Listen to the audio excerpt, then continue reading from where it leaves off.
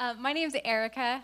I am the Louisville Sustainability Specialist, and this is session number 2 in the Louisville Sustainability Series. I recognize at least one friendly face here from last time. Two, were you here as well? Okay. That's why I recognize you. So we in September, we presented a session called Energy and Money, and we talked about some great ways to save both money and energy together. And over the weekend, we had a solar workshop in conjunction with the city of Lafayette, which was fantastic. We had 140 people show up to that. And it was a wonderful workshop over there at the Lafayette Library. So tonight, we are on the topic of commute options. I'm just going to go over the agenda quickly. Basically, the first presenter is going to be a team from Commuting Solutions. And we've got Audrey DeBarros and Jade Kruger. They'll both speak to us all about how to get around Louisville and the good ways to do it and doing it smartly, intelligently. After that, then we'll have Juliet from the city of Louisville. She's from Public Works Department, Transportation. And she'll be talking about what the city has been doing to help us with multimodal transportation. So after that, we'll have a little prize drawing as well. We've got some great prizes to give away tonight. We've got a cycle tune-up that we're giving away from Louisville Cyclery. And we also have some e-bike rentals from Colorado e-bikes. No, I'm sorry. E-Bike of Colorado, I got that backwards. So we've got 4 different coupons to give out for a 2-hour trial session, which is pretty cool, 2-hour rentals. So we've also got some bus passes to hand out tonight. So lots to do. So I'm going to hand the mic off to Audrey. Yep. All right, thanks for coming out tonight, just before the weather turns. My name is Audrey DeBarros, and I am the executive director of a Louisville-based nonprofit organization called Commuting Solutions. So you can tell by our name what our mission is all about. So we were founded in 1998. Next year we celebrate our 20th anniversary, so we're pretty excited about that. And we're located right here in Louisville. However, we do serve the Northwest region. We bring together local governments between Boulder, Westminster, Longmont, Erie, and businesses in our area to advocate for multimodal transportation options. So we were highly involved with the passage of the RTD Fast Tracks program back in 2004, and we're a part of the US 36 Express Lanes project that was completed earlier this year. Those are a couple of our proudest advocacy and regional transportation planning efforts. But in terms of our conversation here today, we also spend a lot of our time educating the public about their commute options because the majority of people in our region still predominantly drive solo. You know, there's a lot of benefits between sustainability and how we all commute on a daily basis. Using options to not drive solo is better for our planet for obvious reasons. And oftentimes using other modes of transportation can be more time efficient. I forget your name, I apologize. Yes. Dana was telling me earlier how she's taking transit from the McCaslin station to Denver for her job and just loves the FF2 route because it's an express trip and she can get to work in 22 minutes, which is oftentimes more fast than driving alone. Using commute options to driving solo is oftentimes you save money by doing so. And it's healthy. It's healthy for the planet and for you. So did you know that when you walk to access transit, it's around average of 19 minutes per day, which is close to the recommended amount that you do anyways. So you're getting your exercise and your commute all together. How efficient. We also included a few other factoids to connect commuting to sustainability. And we are very appreciative of Erica and the city's focus on sustainability because there was a plan that the council approved just last year. And Erica is working very hard to prepare and have council approve a 2-year work plan, which is really exciting for our community, the first time ever. So these are just a few facts that we wanted to throw up. Did you know that owning a car and operating a car costs around $8,400 a year? People confuse operating a car with the actual total cost of using it, and so oftentimes people compare the cost of riding transit as being quasi-expensive, $450 a day, but when you actually compare it to the full cost of owning and operating a vehicle, if you didn't have that expense, just think what you could use that extra money for. The city of Louisville is part of a regional nonprofit called the Denver Regional Council of Governments. All of the organizations or local governments in the metropolitan area are a part of DRCOG, and they receive federal transportation funding and distribute it throughout the region. And as a whole region, we are working to improve mobility and to reduce solo driving. And so you see the big goals that we have as a metropolitan area. And we, as a nonprofit, are part of a regional program that is working to reduce solo driving specifically. And that program is called Way to Go. DRCOG brings together 7 organizations just like us throughout the metropolitan area who are working with commuters and the general public to inspire commute behavior change and to reduce solo driving to improve our planet. So that's a quick overview on who we are and sort of the regional context that we are all working in to improve transportation and mobility in the region. I'm going to turn it over to my colleague Jade to run through the commute options that are available to access Louisville and around Louisville. Thank you. Hi everyone, I'm Jade. I'm the Outreach and Program Specialist, and I work with Audrey. So some of the commute options that Audrey's already mentioned, but transit, carpool, obviously we have really wonderful bikeways and the ability to use those to get to the 36 bikeway. There's also telework and van pool options, and I'll get into those as we go along. So this is just a short video on US 36 Whether you're a resident, project. employee, or visitor, the US 36 corridor has a multitude of travel choices for your schedule. With so many options available, you may be asking yourself, where do I start? Commuting Solutions, your official provider of Way to Go, is here to help you find and begin your best commute. The Flatiron Flyer cruises the US 36 Express Lane, providing fast, reliable service for over 14,000 riders each day. With 6 different routes, the Flatiron Flyer delivers express service to Boulder and Denver, and an all-station service that covers Westminster, Broomfield, Louisville, and Superior. The service is schedule-free, with an estimated arrival time of every 4 to 15 minutes. I love commuting on 36 because I can ride my bike and ride the bus. When I ride my bike, I can enjoy the beautiful Colorado scenery and get in my exercise. And when I ride the bus, I can read, work on work, or crafts, and I don't have to worry about traffic. The US 36 Express lanes aren't just for the Flatiron Flyer. Carpools also cruise past traffic for free when they have 3 or more riders. Those without 3 riders can pay a toll to bypass congestion to get where they need to be fast. There's a lot of different things that I like about driving in the van pool. We leave early enough that we get to work early enough and beat everybody else here. You get to use the HOV lane, so you get to bypass all the traffic.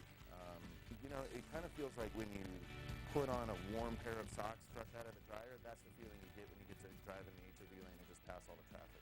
The US 36 Bikeway is a great travel option if you're looking to add fresh air and exercise into your commute. This safe and easy-to-navigate highway for bicyclists stretches from Boulder to Westminster and connects to Denver through other local routes. I commute every day from Westminster to Superior, and before I could take those, small little lanes, cars going inches from you. This way, it's way better, completely separate from the road, and you meet a lot of people on the way. No matter where you're going along the US 36 corridor, we can help you get there happy.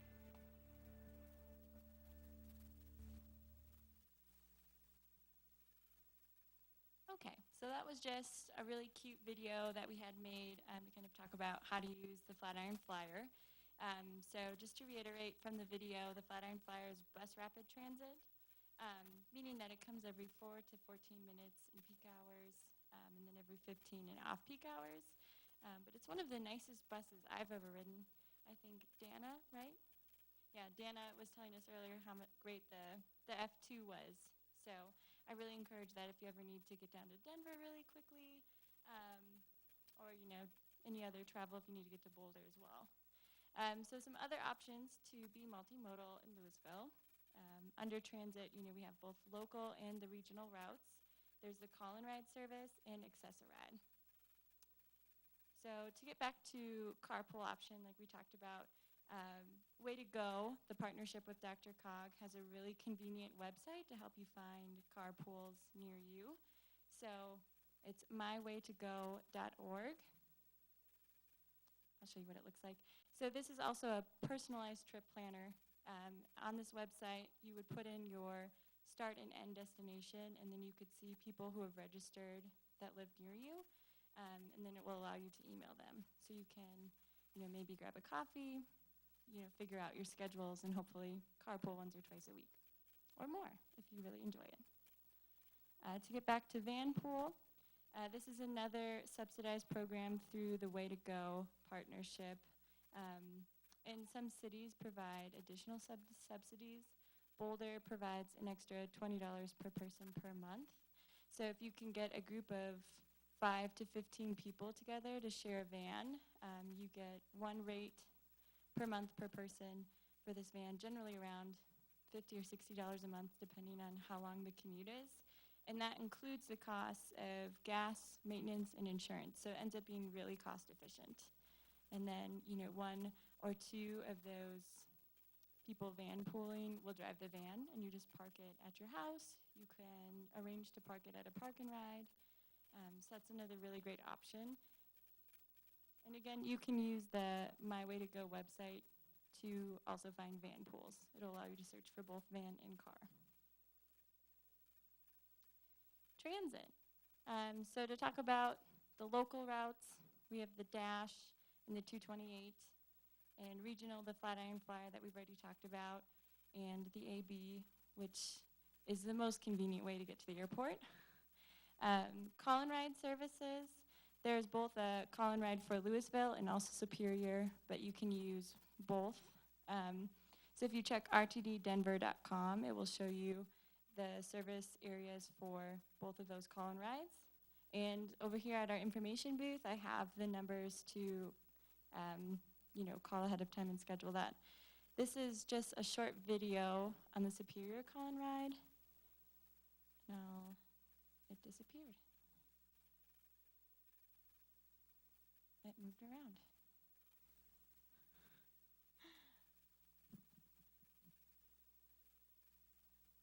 It's never been easier to get a ride in the 0027. With RTD's call and ride service, any Superior or Louisville resident can call for a ride and get picked up right at home and then dropped off again, anywhere within our hometowns. Or multiple major destinations popular for both communities, like the mall. For just over $1, I can get a ride home when it's convenient for me. The bus is the best thing. You have other people around you. The bus driver is wonderful, and there's always a good conversation going on. We go to Walmart, we go to Costco, the rec center. They pick us up and drop us off on time. And the best thing about the bus is that it gives me my independence. I feel free. One call connects us all to commuter buses, work, school, or appointments. Check out your community website or RTDs for more information on route maps and scheduling information. And have a great time riding the 027. So in there, it talked about the fare structure, which is $260 full fare for the call and ride. But what it didn't mention is that say you take the Flatiron Flyer and hop off at the McCaslin station, getting on a call and ride would just be a transfer. So it would not be an additional $260. So to dive a little deeper into the fare structure, local routes, $260, a day pass, $520, the monthly pass is $99, regional, a little more, One way $4.50, day pass $9, monthly $171. Pictured here is the My Ride card, which, while I know it has its flaws, is probably the most efficient way to use your money to ride the bus. So instead of having the 10 pass booklets, or even if you're buying a single ticket every time, the My Ride card allows you to manage your account online, so you can load your card at home and keep track of it. There we go. Yeah. Yes. Yes. Either or. Yes. And you also get, when you use your My Ride card, you get a discount on the fare. I'm sorry, did you have a question? Yeah, I was just going to follow up on her question. So if you get on the call-in ride, you're paying the $1.30 or as a reduced payment, then do you pay again or pay something more when you get on the Flatiron Flyer? You just pay the transfer fee, which for the you would pay the difference in the fare. Okay. Mm-hmm.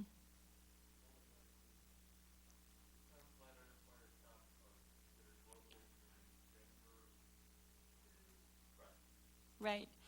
So if you are going local on the Flatiron Flyer, I experienced this last week, you just need to let them know before you tap your My Ride card that you want to go a local stop. So I went from McCaslin to Table Mesa, and I forgot to tell them that I was getting off, and so I was charged regionally instead of locally. So tip and trick, yeah.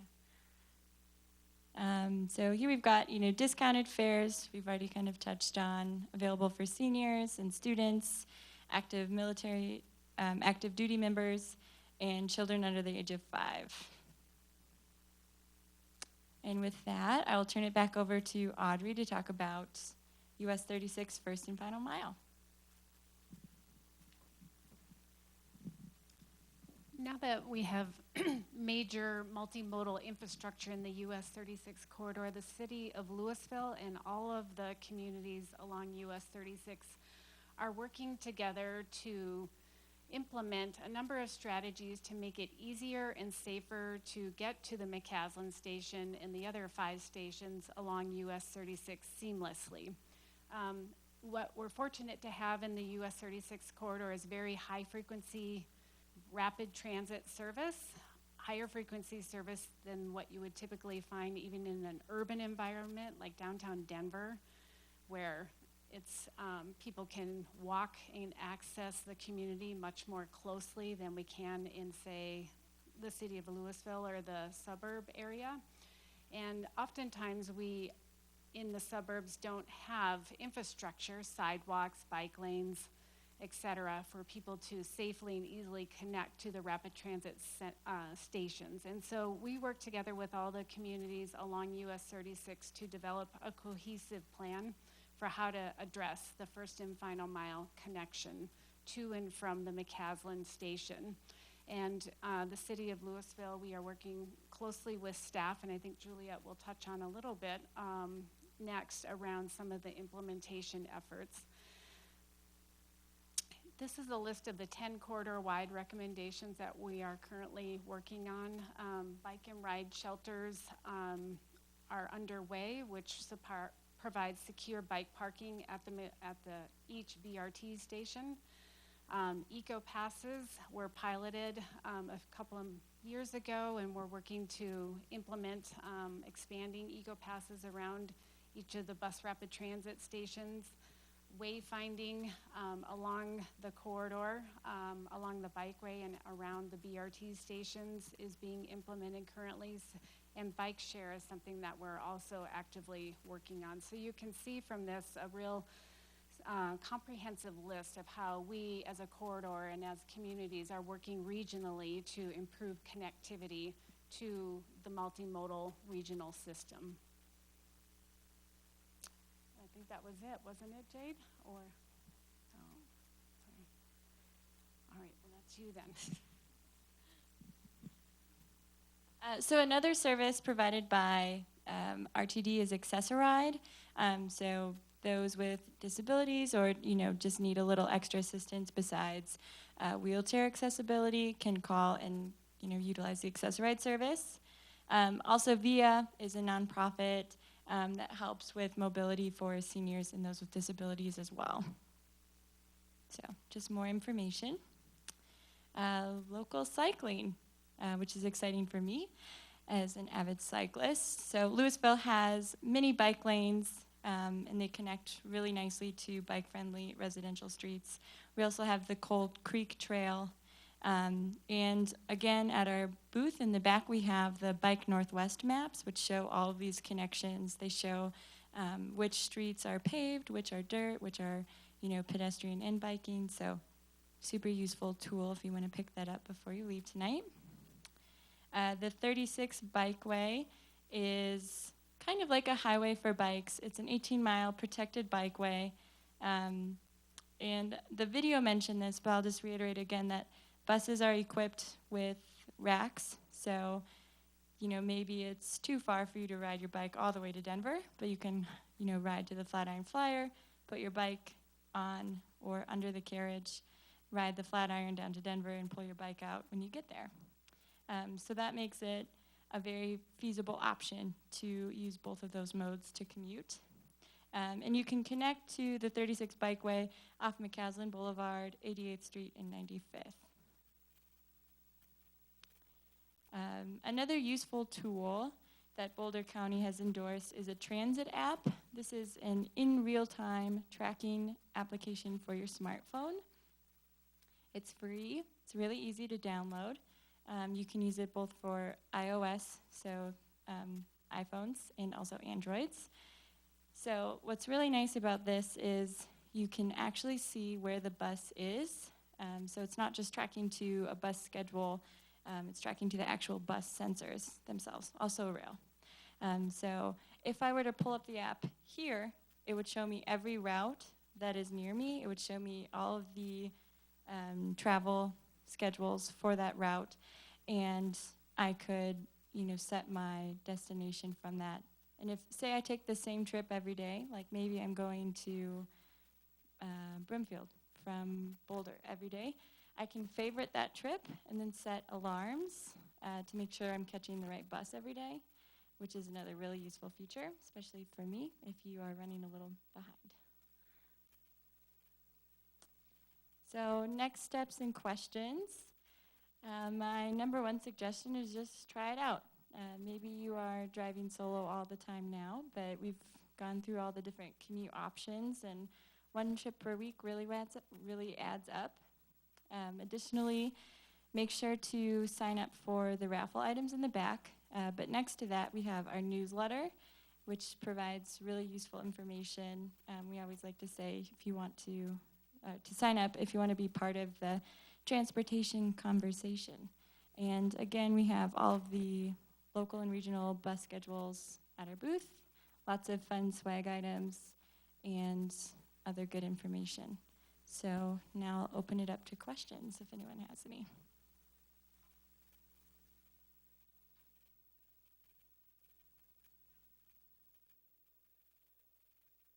I just wondered if I live right on the Gum Barrel, okay? When I saw this on the, I'm on the newsletter, so I saw the meeting, so I tooted down here through SOV rush hour, right? From about Boulder County from about 3:30 to 7 p.m. My question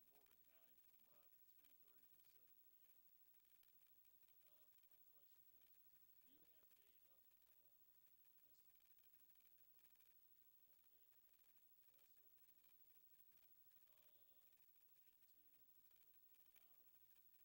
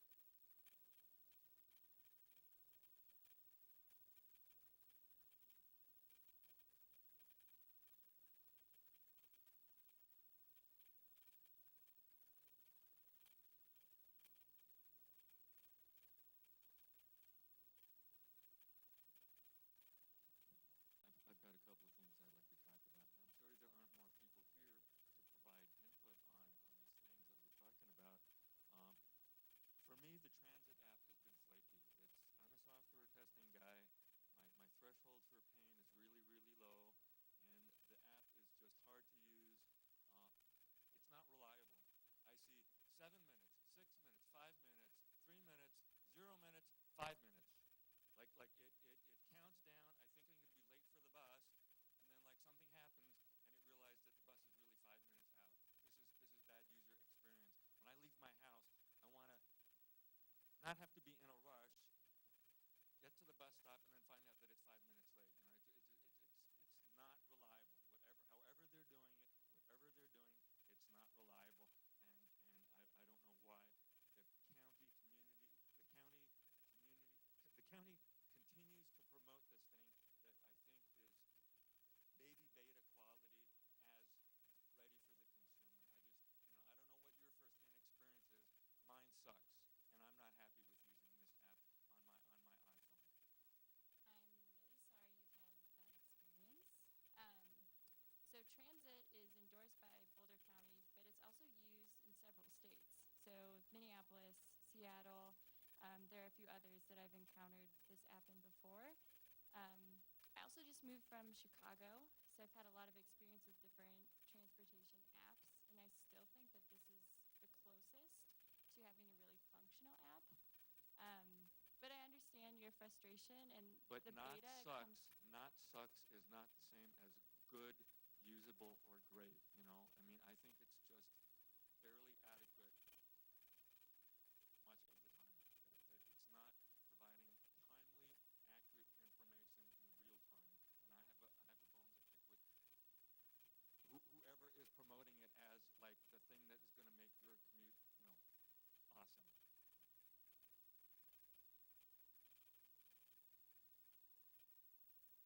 Absolutely. But I will say that going from paper schedules and not having access and just being able to use Google Maps or something to track your commute to an actual in real-time app is a pretty big step to... Yeah, but I would make the argument, too, that not everybody has a modern cell phone, an iPhone or an Android phone, and I know people that don't have that technology, and that we can't assume that everybody has that.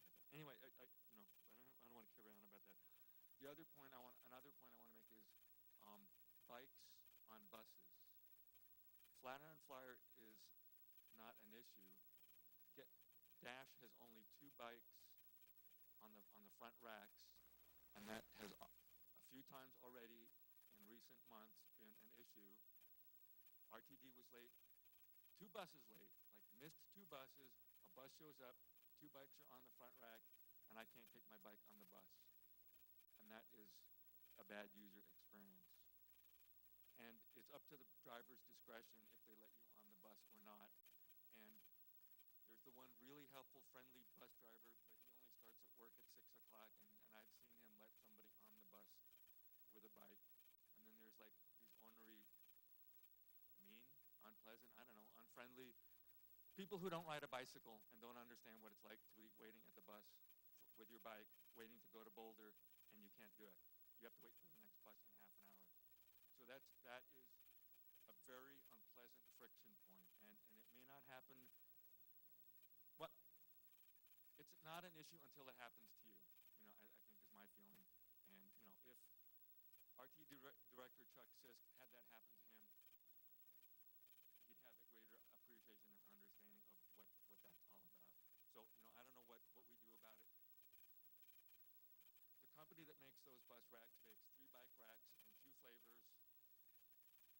RTD is hell-bent on, they don't want to hear about it. It interferes with our headlights, and other transit agencies in other parts of the country have 3 bike racks in the Pacific Northwest.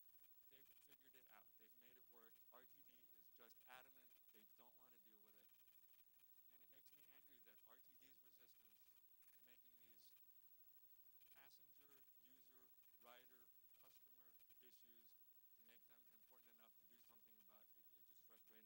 And that just leads me into a newspaper article about Boulder County, or Boulder and Boulder County forming its own regional transit authority because of RTD's service failures and financial challenges.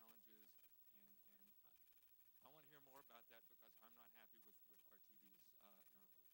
performance and service and user experience. I'm going to say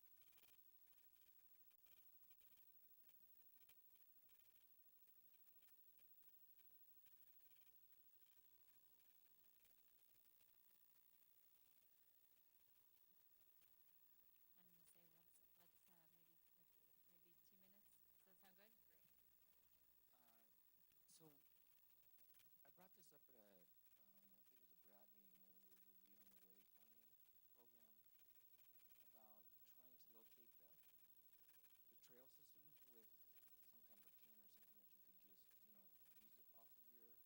smartphone, and it kind of got shot down. And I mean, Joliet, maybe you can give us some, enlighten us on some of that. But you weren't at that meeting. But I'm just saying that it would be nice because I have people coming to my store and they want to know what trail system is. So I give them a map from the city, but if they're from out of town, if they're from out of state, they're like, okay, where do I got confused when I had to go through, the Coal Creek neighborhood to continue to ride along the Coal Creek path. And if there was just a way to locate that, and I thought that the wayfinding was going to be, could be a way to do that. So it's just something to think about because my customers use the trail system a lot. They really do. And it's great. It's a great system. For those that aren't familiar with these roads, or you're going off of the trail, go on to, our case, going through right on trail. And also, one other quick thing, and you guys don't probably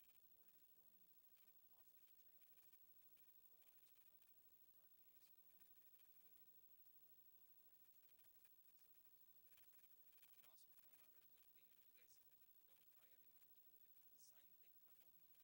they put up over here on the underpass that identifies the sign, they would have put it on the other side of that ramp. As you come up the side ramp there, walk around the bike ramp, when you pull up to that sign, you can't see the traffic coming to you from the stop right there by the Steinbach Pavilion, right here. It was just on the other side of that path. It would be so much safer. So put it on the north side of the path instead of I don't know. I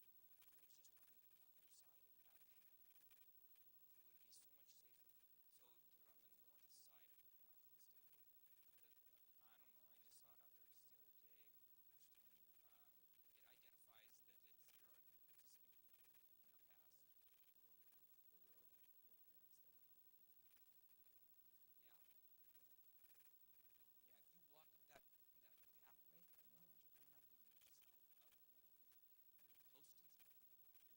you're close to, you're north of the Steinbach Pavilion, but south of the underpass. And if you just walk up there, people have to even stick their head around to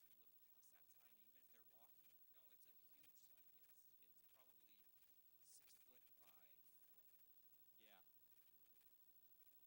Yeah. No, I don't think so. The one I'm thinking about, maybe, but I'll look at it closer. But I don't think so. I think it's a permanent